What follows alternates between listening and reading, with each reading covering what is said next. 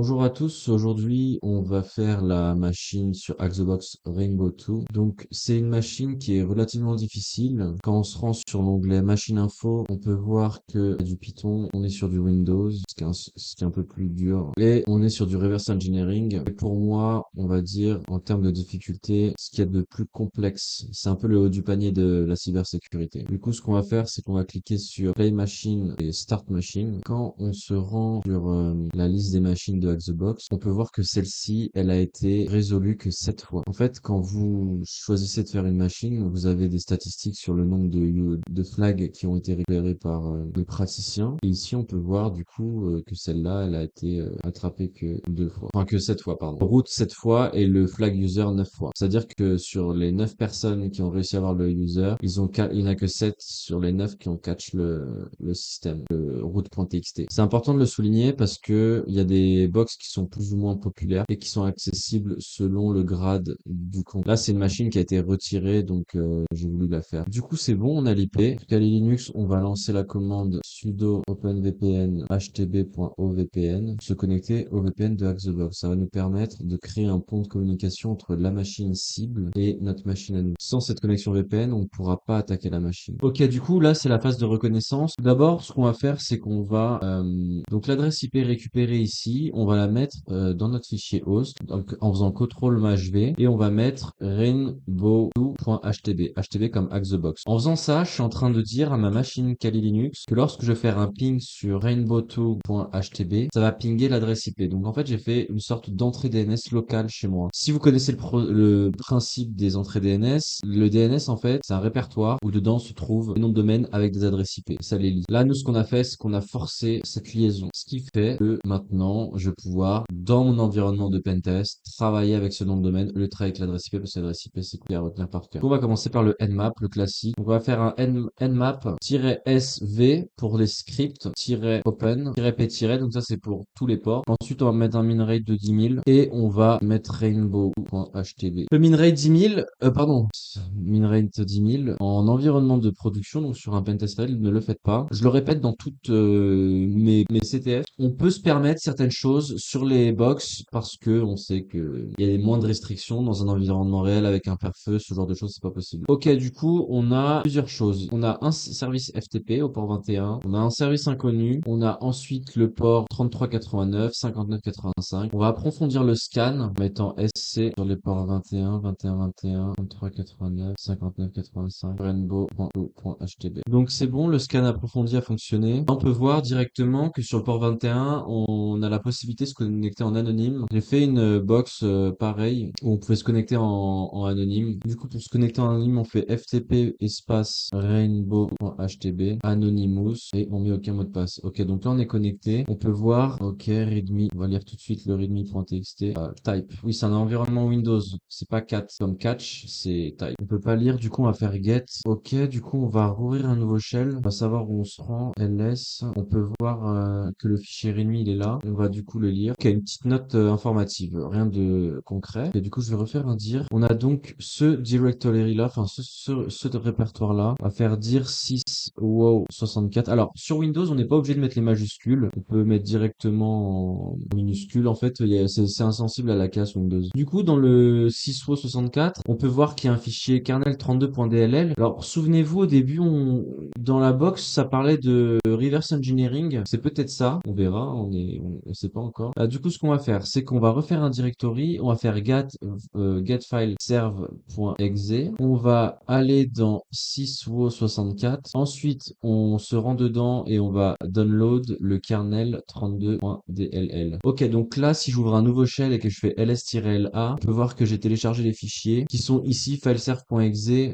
et le kernel 32 qui est ici. Du coup, on sait que sur ce FTP là, quand on est Anonymous, alors faut savoir quelque chose, c'est que quand vous vous connectez sur un compte FTP, le FTP, c'est un service qui permet à l'utilisateur de se connecter dans un espace interface cloisonnée. C'est-à-dire que, par exemple, si moi j'ouvre un serveur FTP demain, je vais dire que tel répertoire est ouvert. Alors là, en fait, quand on a fait dire, bah, on sait que c'est ce répertoire-là qui est accessible. On pourra pas faire des remontées dans les répertoires parents comme on peut faire dans d'autres vidéos où on va faire on va utiliser la faille include ou le arbitrary inclusion. Là, on peut pas. On sait que c'est cloisonné, donc on s'en va. Du coup, je vais clear le shell. On va se rendre ici. On va récupérer les 3 fichiers avec l'interface graphique. On va se rendre dedans et on va coller les fichiers ici. Du coup, on va aller dans shared, write up. Ensuite, on va aller dans rainbow 2. Ok, du coup, on est dans le bon répertoire. Ce répertoire, ça va être notre répertoire de travail pour le pentest. Alors, j'ai mis shared, pourquoi? Parce que c'est le répertoire qui est partagé avec ma machine Windows et j'aime bien jongler avec Windows pour faire certaines tâches que j'ai pas envie de faire dans la machine virtuelle. Simplement que malgré tout, Windows, c'est plus pratique pour moi, c'est plus rapide. Du coup, on va refaire un 4readme.txt. Donc, la note qu'on avait ignorée tout à l'heure, en fait, on va la relire. Du coup, on sait que c'est un serveur de développement, de partage en développement. Là, ils disent que après que leur serveur soit hacké, au make sure, on s'est assuré d'activer toutes les mitigations ASLR de PGS. Maintenant, c'est 100% sécurisé. Alors, on va expliquer ce que ça veut dire. ASLR, ça veut dire Address Space Layout Randomization. DEP, ça veut dire Data Execution Prevention. Et GS, c'est Global Security. Donc là, on sait qu'on rentre dans un problème beaucoup plus complexe que les pentests web. Là, du coup, on s'attaque à la décompilation, à du binaire, donc c'est-à-dire tout ce qui est rétro-ingénierie. Des choses où on va devoir se creuser les méninges. Donc du coup, maintenant qu'on a le binaire, donc le fichier fileserve.exe, on va l'analyser avec Roper, Roper-file, fileserve.exe, et on va mettre le flag DLL characteristic. Donc que je l'ai pas, on va devoir l'installer. Installe. Ok. Donc il est installé, on va pouvoir retaper la commande, et il y a déjà un souci. C'est un problème d'architecture. On va rajouter un flag archx86. Ça marche toujours pas, donc on va voir c'est quoi le file serve. On peut voir que c'est un exécutable de Microsoft DOS.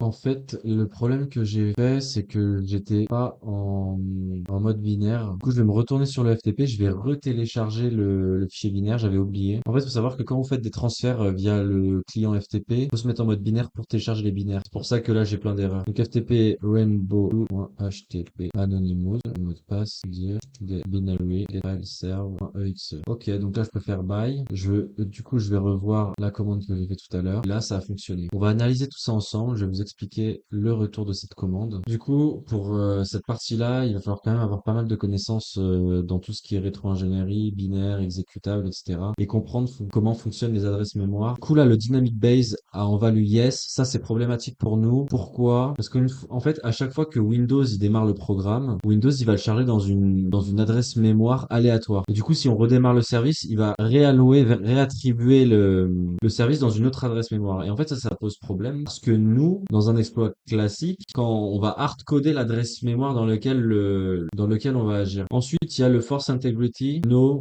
ça c'est pas important. En gros, le binaire, il n'exige pas d'être signé numériquement. Ça n'a pas d'importance dans ce cas ici. Ensuite, là, il y a nxcompat qui a yes. Donc ça, c'est problématique. Pourquoi? Parce que pour ceux qui connaissent les buffer overflow, les dépassements de tampons. Ensuite, pour notre analyse à nous, le plus important, ça va être le no SEH qui est à no. SEH, ça veut dire structured exception handler. Structured exception handler. En gros, c'est le mécanisme de Windows qui gère les crashs. En fait, quand le programme il va planter, par exemple, s'il y a une division par 0, des violations d'accès ou d'autres trucs, en fait, Windows il va chercher un handler pour gérer cette crise. En gros, ce que veut dire ce flag no SEH et à no, ça veut dire que le flag SEH est présent. Du coup, ça veut dire que safe SEH n'est pas présent. En fait, safe SEH, ça vérifie que le handler qui est appelé lors de l'exception fait partie d'une liste légitime en gros. Ça veut dire que sans elle, on peut pointer le handler vers n'importe quelle adresse de notre choix. Du coup, là, on a trouvé notre angle d'attaque. Si on arrive à faire un dépassement de tampon suffisamment grand, on va pouvoir écraser la structure SEH sur la pile et on va contrôler le programme quand ça saute. Et du coup, on va mettre notre pivot dedans. Et en fait, c'est tout l'art de l'exploitation de binaire. Ça va toujours être de devoir dépasser la mémoire et nous, après, d'injecter nos instructions à nous. Ça va être tout le temps ça. Vous voyez ça un peu comme entre guillemets, une injection SQL dans le sens où enfin, c'est pas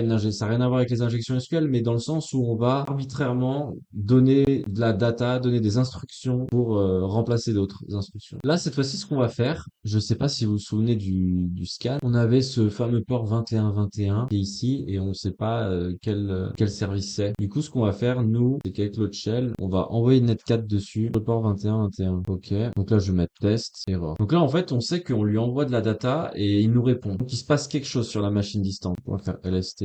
Ok, Ok, donc là, carrément, on a la liste des fichiers. C'est intéressant. Là, je vais réessayer ça. Ok, donc là, ils veulent pas me renvoyer la liste. Là, ce qui est intéressant, c'est que j'ai tapé LSTC 2 points et il me fait un écho, enfin, il m'affiche le path que j'ai rentré en input. Donc ça, c'est intéressant. C'est un petit peu, vous savez, sur les failles web, c'est comme s'il y avait une faille XSS dans le sens où vous allez envoyer un input et ça vous le répond en sortie. On va voir si cette variable-là qu'on envoie en entrée, elle est bien filtrée ou pas. Du coup, ce qu'on va faire, c'est test pourcentage p point pourcentage p. Et donc là, en fait, il nous dit cannot open tab. Du coup, là, en fait, au lieu de voir ça, on est censé avoir ça. En fait, c'est en train de l'interpréter. Du coup, en fait, l'input qu'on a envoyé l'a interprété. Ça, c'est très intéressant. Donc ça s'appelle format string vulnerability. C'est une CVE classique, mais très dangereuse. Donc, la deuxième adresse, celle-ci, elle se situe dans le segment du code du binaire. Le binaire, vous savez, qu'on a ici, là, celui-là. Donc là, on va être dans la phase de découverte du buffer overflow SEH. Donc en fait, on sait que le service a un format string. On va maintenant chercher s'il y a un buffer overflow. Donc pour ça, en fait, on va faire du fuzzing. On va utiliser Python 3 directement. "-c pour commande. From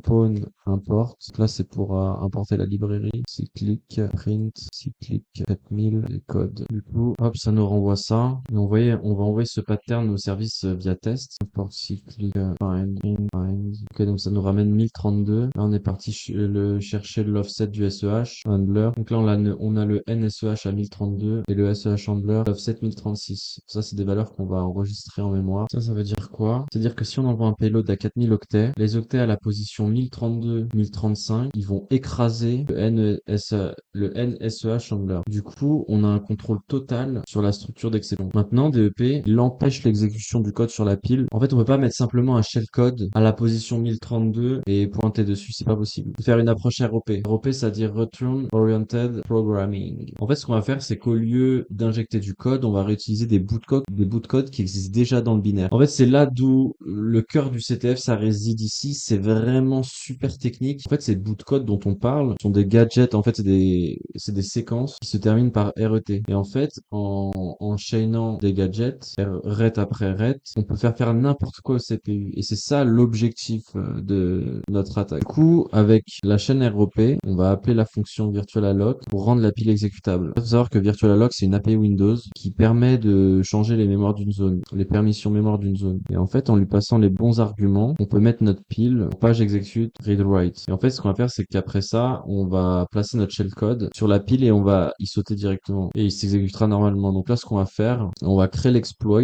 en Python. Donc hop, je colle. On va vérifier s'il est disponible. L'exploit, je vais le move dans le bon répertoire. Il est pas dans le bon répertoire ici. HTB Rainbow. Ok, maintenant on va se rendre dans le bon répertoire. HTB Rainbow. Donc là, on vérifie que l'exploit, il est bien ici. On va l'afficher. Donc voilà, l'exploit, il est là. Donc ce qu'on va faire avant de lancer l'exploit, c'est qu'on va se rendre sur un autre shell. On va copier ce répertoire. On va se mettre dedans. Hop. On va générer le shellcode avec MFS Venom. Ok, donc là, je vous ai épargné les détails, mais en gros, j'ai un peu galéré à faire cette partie-là avec MSF Venom. Du coup, on va se rendre sur le exploit.python. Ensuite, on va récupérer le shellcode égal B. Ok, il est ici. Et on va supprimer cette ligne-là. Hop. Du coup, on va ouvrir un netcat en listener. Ok, ça c'est ouvert en listener. On va réduire la fenêtre, comme ça on peut voir ce qui se passe en temps réel. On va lancer le fameux exploit. Ok, je vous ai épargné les détails, j'ai corrigé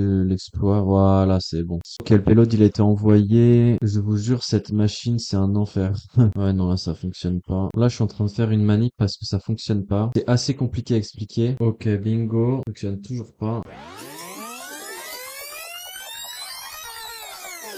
Ok, du coup, là, je vais vous expliquer la problématique. J'arrive toujours pas à hacker la machine, la boîte, parce que j'ai pas assez de vision. Du coup, ce que j'ai fait, c'est que je me suis dit, bon, je vais carrément prendre le serveur. Je vais arrêter de jouer au con. Je vais exécuter le serveur sur ma machine Windows. Alors, comme je vous ai expliqué, moi, j'ai Kali Linux en machine virtuelle, VMware. Donc, j'ai mon Windows qui héberge cette machine virtuelle. Et il y a un réseau NAT qui est configuré sur la machine virtuelle qui permet justement de communiquer entre ma machine Windows et ma machine virtuelle. Par exemple, là, j'ai les répertoires de ma machine Windows sur ma machine virtuelle. Du coup, il y a une histoire d'adressage IP. Ça, c'est la base du réseau, donc j'ai envie de te dire, ça va, c'est pas compliqué. En fait, ce qui est compliqué, c'est que la faille, elle réside dans la chaîne SEH et l'euro et l'utilisation de gadgets. Donc, il faut avoir des connaissances en binary exploit, c'est-à-dire en reverse engineering. Là, je galère pas mal, mais on va y arriver parce que j'ai vu qu'on a l'exécutable du serveur. En situation réelle, ça, c'est quasiment impossible d'avoir l'exécutable du serveur. Je vous explique. On va parler des jeux vidéo, ça va vous parler plus facilement. Quand vous jouez à World of Warcraft, vous avez un client, c'est-à-dire vous avez l'exécutable de WoW sur votre ordinateur. Votre exécutable, il permet d'exécuter en mémoire le jeu, c'est-à-dire de vous afficher les menus,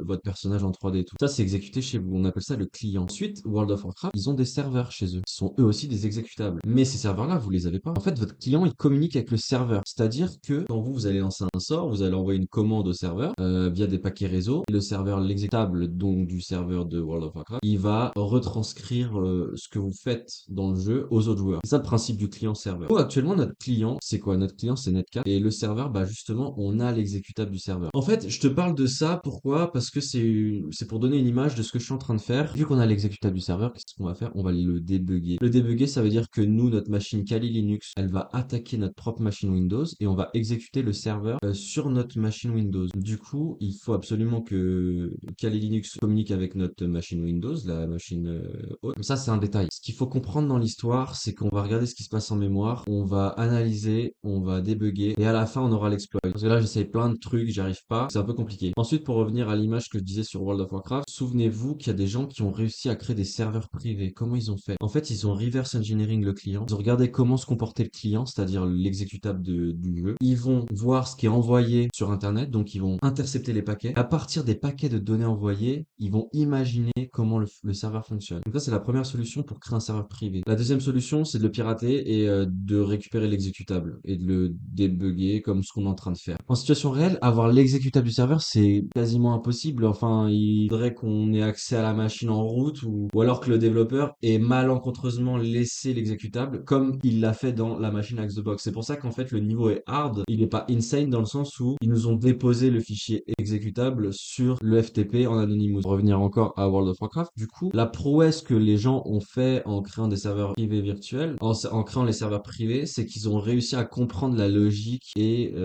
l'architecture complète. Donc, c'est une prouesse pour moi. Respect à ces gens-là. Nous, ce qu'on fait, c'est pas ça. Nous, c'est un niveau beaucoup plus facile dans le sens où on a l'exécutable, donc on a juste à l'analyser. Ok, du coup, là, ça après plusieurs heures, je vais vous montrer. On a réussi sur notre propre machine Windows à faire exécuter une commande. Donc, c'est un peu le POC, le proof of concept, c'est-à-dire la preuve du concept que ça fonctionne. Du coup, je vais aller dans ce répertoire-là. Donc, ça, c'est un shell. Le PowerShell que j'ai ouvert, c'est un shell de Windows. C'est sur le PC, sur l'ordinateur réel. C'est pas la machine virtuelle. Du coup, là, je vais exécuter le file serve. Donc, ça, c'est un shell Windows que je vais mettre ici. Et ce que je vais faire, c'est que je vais faire version 3. Ouais, je fais plein de versions, en fait. Là, on a un flag local. Donc, en fait, dans mon code Python, j'ai fait en sorte qu'on puisse faire des essais à la maison, entre guillemets. Skip FTP. On va skip le FTP. Et là, on va rajouter CMD calc. Et en gros, je vous explique. Le script que je viens de coder va communiquer avec le serveur Windows, le file serve. Donc en fait là c'est l'environnement de test, c'est-à-dire que comme je disais avant, j'ai exécuté le binaire sur ma propre machine pour comprendre comment ça fonctionnait. Là ce qui va se passer c'est que quand je vais faire ça, ça va envoyer une commande via l'exploit sur ma machine Windows. Donc ça c'est la première partie pour moi qui a été résolue. On peut voir que la calculatrice s'est lancée. En fait c'est sur l'autre écran donc vous n'avez pas pu voir en temps réel mais elle a été bien exécutée. Donc là on a déjà une première victoire, c'est-à-dire qu'on a réussi enfin à faire fonctionner l'exploit sur notre propre machine Windows. Là, l'objectif, ça va être d'appliquer exactement la même technique sur la Hack the Box. Et vous allez voir que d'un environnement à l'autre, bah, il y a des différences. Donc voilà, voilà. Ok, donc là, j'ai remis le script pour pointer l'adresse IP de l'exploit vers l'adresse IP de ma propre machine Kali Linux et je me suis mis en écoute sur le port 443. Et bien sûr, ça ne fonctionne pas. On a en boucle des erreurs alors qu'on est censé exécuter le reverse shell. Donc le POC, le proof of concept qu'on avait codé pour notre propre machine afin d'effectuer les tests ne fonctionne pas sur la machine de production. Enfin, de production, c'est entre guillemets. Donc voilà, on continue de rechercher. Ok, c'est bon, j'ai enfin réussi à avoir le shell. Donc c'était très très compliqué. J'ai dû réécrire réécrire l'exploit. J'ai dû changer les offsets, j'ai dû chercher, tester. Là, le shell qu'on peut voir ici, c'est le shell pas de ma machine Kali Linux, c'est le shell, pardon, c'est pas le shell de ma machine Windows, c'est le shell de la machine Hack the Box. L'exploit il continue de tourner. En fait, on a réussi à exécuter le shellcode enfin, et le shellcode exécuté dans le binaire, il a donc envoyé un reverse shell chez moi, sur ma machine. Donc là, si je vais dans desktop, j'ai perdu le shell. Donc il faut recommencer. Le truc, c'est que je voulais catch le flag directement en étant pipé sur le netcat, ce qui n'a pas fonctionné puisque en fait, au lieu de m'envoyer au lieu de m'envoyer bon, du coup, j'ai pas pu taper des lignes de commande. Ok, là, j'ai récupéré le shell. Le problème, c'est qu'il va se fermer automatiquement, c'est ça le problème. Je vais essayer de me reconnecter en FTP, essayer de catch le out, il est là, regardez, il est là, enfin. Type, ça marche pas. Moi, j'arrive pas à ouvrir le Si type, ça marche, normalement. Ah bon, on va se mettre en binary. Type out txt. No mode, ok. Donc là, ce qu'on va faire, c'est on va faire un get-out.txt. On a récupéré, on fait buy, on cale le out.txt. Ok, à chaque fois, on perd le shell. On va relancer la commande, on va relancer l'exploit. Donc là, j'ai enfin réussi à avoir le shell persistant. Je fais dire, j'ai réussi à pouvoir me balader dans le serveur. Bon, là, je suis vraiment content parce que c'était super compliqué. On peut voir que j'ai pas, donc là, ça fonctionne pas. CDC user. Normalement, ça devrait fonctionner. C'était dev, pardon, desktop. Donc là, j'ai accès au shell. Il est persistant. Ça fait super plaisir. Du coup, je vais catch le user.txt et là, ça ne fonctionne pas. Ok, donc là, j'ai relancé une commande qui va justement exfiltrer la data directement. Donc là, en gros, j'aurai pas un shell interactif. Dans mon exploit, en fait, j'ai rajouté donc la commande que j'ai envoyée. Elle va permettre d'exfiltrer le flag, en fait. Du coup, en soi, si j'arrive à le faire, donc je vais relancer le FTP. Donc le FTP, c'est rainbow.htb. Du coup, ce que je disais, c'est que là, ce qu'on va faire, quand on va exfiltrer le flag, c'est pas considéré pour moi, je considère pas que c'est du hacking, c'est juste une exfiltration de données, donc on va pouvoir le rentrer dans Hack the Box. Mais en soi, c'est pas vraiment, c'est comme avoir gagné une bataille, mais pas la guerre, dans le sens où j'aurais juste exfiltré la donnée, je l'aurais rentré dans Hack the Box, et voilà, je peux dire que j'ai récupéré le flag, parce que l'objectif c'est de récupérer le flag. Mais j'ai pas résolu le problème d'avoir un shell persistant qui permet de me balader dans le système. Du coup, en termes de fierté, c'est pas ouf, mais quand même, on a accédé au système. Donc là, on va retourner sur le service FTP, le client FTP. Donc l'exploit, il est en train de tourner. On va taper FTP 10.29.2.76. L'IP, elle a fait que changer puisqu'en fait, j'ai fait respawn la machine maintes et maintes fois. Là, ça fait plusieurs jours que je suis dessus. Ok, je suis logué. Donc on va voir si le fichier out.txt il est bon. Non, c'est pas le bon. Du coup, on va faire un get-out.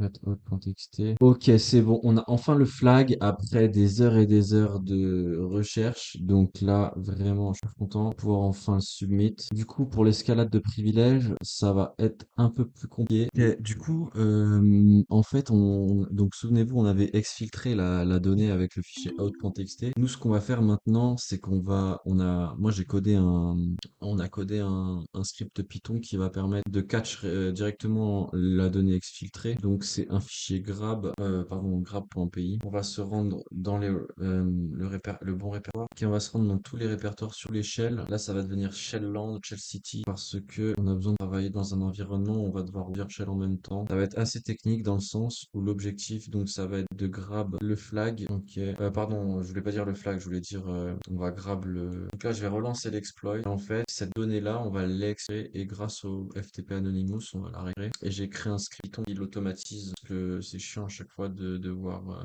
le faire. Ok, donc là, j'ai lancé l'exploit. Il a cherché le fichier agent.exe que j'ai hébergé moi-même dans mon serveur AP. Et là, normalement, ce qu'on attend, c'est qu'ici, il y a une requête qui apparaît. Ok, ça fonctionne direct. Là, il y a l'agent qui a été récupéré. Donc, c'est super. En fait, là, c'est en train de fonctionner. Alors, trop bizarre parce que là, j'ai passé plusieurs jours de boîte. Et là, pour l'escalade de privilèges, ça va beaucoup plus vite que prévu. Super content. Donc là, on va lancer Meterpreter. Tu vois, les outils que j'utilise là, c'est vraiment des qui sont fournis dans Kali, donc c'est vraiment bien. Il y a marre directement. Là, on peut revoir qu'il est reparti chercher. Donc vraiment, là, la communication commence à fonctionner. Là, c'est bon. On a enfin le payload. Ok, donc là, j'ai lancé l'exploit avec l'agent.exe. On a le reverse TCP qui est ici, qui est prêt, qui est en écoute. Ok, du coup, là, j'ai régénéré un agent.exe sur le port 443 parce que le port 4444, il a l'air d'être bloqué par le firewall. Ce qui est courant, généralement, il faut utiliser des ports qui sont pas trop cramés, entre guillemets, port 80 HTTP, port 443 SL. Ok, donc ça a l'air de marcher. J'ai un reverse TCP qui arrive. Ok, donc là, ça a l'air de fonctionner. Ok, c'est bon. On a enfin réussi à pénétrer le système. Donc là, je suis dans mon shell interpréteur. Je suis pas dans le shell Windows, mais on peut voir que j'ai fait ls. Et du coup, ça a interprété ma commande per dire comme directory. Ce qu'on va faire, c'est on va faire un migrate n-n win logon.exe. Normalement, je vais devoir être root là. Ok, get UID. Ok, je suis le autorité système, donc je suis le root. Et là, ce qu'on va faire, c'est qu'on va catch le flag directement. Mais ça ne fonctionne pas. Ok, c'est trop facile. Sinon, j'ai l'impression que je suis en train de perdre le shell. On y est presque, hein, on y est presque. Un shell. Ok, je suis dans le shell. Alors ouais, là, c'est bon. Ok, les gars, c'est bon. On a enfin c'est bon, on a enfin le root.txt. On peut pas l'avoir. Ça va pas. Va falloir l'exfiltrer celui-là, il veut pas qu'on le prenne. Ok, ok, c'est bon. Du coup, j'ai tapé la commande type avec le chemin absolu et c'est bon. J'ai enfin le key root. Ça, après tant d'heures de travail, tant d'heures de travail, vraiment, vraiment. Ah là, je suis trop content. Ok, c'est bon, c'est terminé. J'espère que vous avez apprécié la vidéo. C'était très compliqué pour moi et je vous dis à bientôt pour de nouvelles aventures.